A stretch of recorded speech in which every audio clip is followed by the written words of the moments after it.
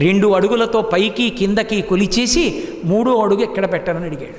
అడిగితే బలిచక్రవర్తి అన్నాడు, సునృతంబుగాని నుడువదు దాజి బొంకజాల నాకు బొంకు లేదు, నీ తృతీయ పదము నిజము నాశిరమున నెలవు చేసి పెట్టు నిర్మలాత్మ అన్నాడు. నా నోటి వెంట అబద్ధం రాదు. 3 అడుగులు ఇస్తానన్నాను, ఇస్తాను. 1 అడుగు భూమి 1 అడుగు ఆకాశం కొలిచావు, 3వ అడుగు నా తల మీద పెట్టన్నాడు.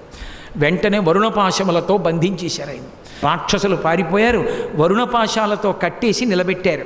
నిలబెడితే వింధ్యావళి ఏడిచింది, మా ఆయన చేసిన తప్పేమిటి, నువ్వు విష్ణువని తెలిసి కూడా ఇచ్చేశాడు, అందుక ప్రతిఫలం ఆయన్ని వరుణపాశాలతో కట్టావని. ప్రహ్లాదుడు గబగబా బయలుదేరి వచ్చాడు. ఇంద్రపదవిని పొందినప్పుడు 100 కమలాల మాల వేశాడు మనవడి మెళ్ళో. వస్తుంటే అప్పటి వరకు అన్ని పోయినా ఏడవని బలిచక్రవర్తి ఏడ్చాడు. ఎందుకు ఏడుస్తున్నావన్నారు. పోయాయని ఏడవట్లేదు, ఇంత మహాభాగవతుడైనటువంటి మా తాతగారు నడిచేస్తుంటే ఆయన కాళ్ళ మీద పడ్డానికి వీలు లేకుండా నన్ను వరుణపాశాలతో కట్టేశారు, ఇలా అనలేకపోయానని ఏడుస్తున్నానన్నాడు. వచ్చి ఆయన అన్నాడు, ఎందుకయా దిక్కుమాలిన ఇంద్ర పదవి, ఆ ఇంద్ర పదవిలో ఉన్న దగ్గర నుంచి అహంకారంతో చెవులు వినపడవు, కళ్ళు కనపడవు, భగవంతుడు కనపడ్డు, ఉంది పదవి అధికారం అని చెప్పి అహంకారం.